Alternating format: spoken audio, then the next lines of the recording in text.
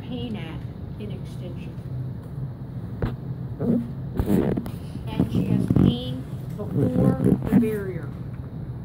So I'm going to choose to do specific traction. Now traction means what it says. I'm going to distract the joint. I'm going to do manual traction. But it's using a grade 1 oscillation, which means it's very gentle. I can't, okay, it is pain before the barrier, so her spine needs to be in neutral. So I'll be palpating this and I'll say, just let your back relax. Well, now the segment is flexed. Now the segment is extended. Here it's in neutral. So I just did, in terms of the order, I just did the first thing. I positioned her correctly from below by putting the segment in neutral. Now I'm going to keep one finger on this segment. My other finger is going to go to the segment above, and I'm going to position and lock her in neutral, which means she is neither flexed nor extended. Neutral means she is neither flexed nor extended, nor is she side bent. She's just in neutral. So she's laying there and she's in neutral. I don't have to do anything to put her into neutral. To lock her, I just have to rotate her. So I'm just going to grab her down arm. I'm going to ask her to hold on to me. It makes it easier. And I'm just at about a 45-degree angle from her arm being straight out. I'm just going to rotate her up to, now we've made the cardinal mistake here. What you'll have to do is, if your patient's sticking to the bed, then you have to unstick them by putting a pillowcase underneath. So let's get you back.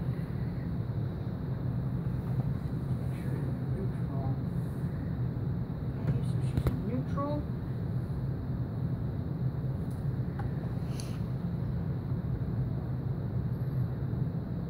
Good. When I feel the motion arrive at my top finger, this finger, I stop. So now she's locked up to but not into this segment that's painful.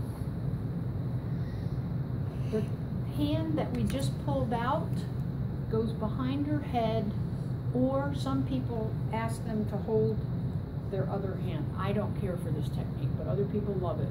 Whatever works best for you. I choose to have them put it behind their head. Then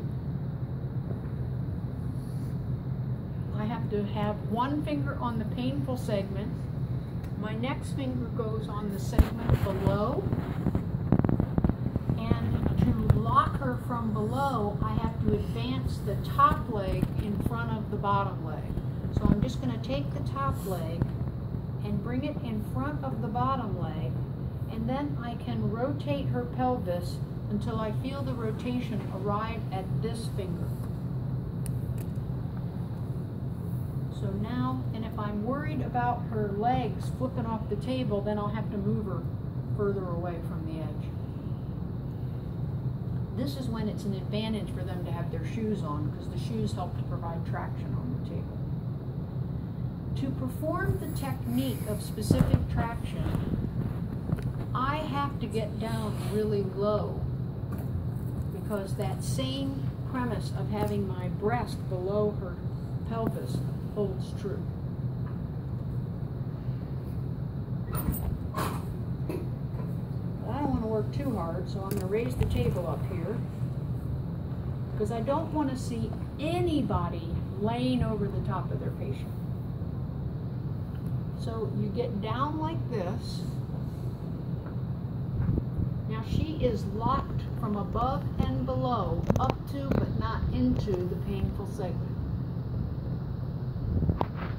I'm going to grasp her pelvis into my chest like we did on those other Pavum techniques.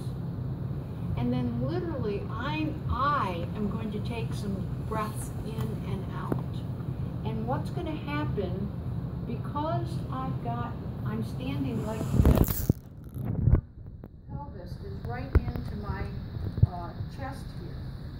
as I breathe in, and my rib cage goes out here, if I really clasp her pelvis to my chest, then as my rib cage comes out, I'll pull her pelvis down. So that's what you're thinking. Now I'm going to put my fingers right together. They don't have to be.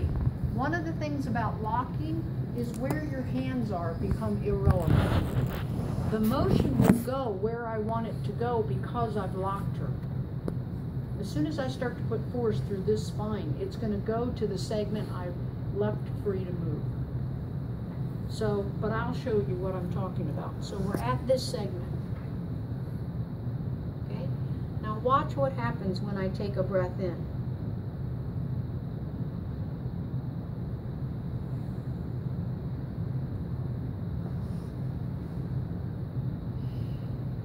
See how my fingers separate a little bit? Mm-hmm. Okay? Just my breathing is enough to create a grade 1 oscillation. So you do not need to sit here and think about doing this.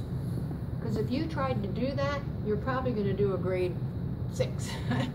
There's no way you'll do a grade 1. So if you've got their pelvis into your chest, just breathing in and out will create a slow rhythmic oscillation that's pulling the bottom segment away from the top segment. My fingers are on either side of the spinous process with some pressure down into the lamina, just to encourage the motion to go where I want. But if this patient was a really tall patient and my arms didn't quite fit, so my arms weren't long enough, so my hands couldn't get close, I could still just, as long as I'm holding the person's pelvis as I breathe in and out, it's going to make the pressure go right here because I've locked it that way. Okay? So that's what I want you to practice right now, and then we'll call it a day.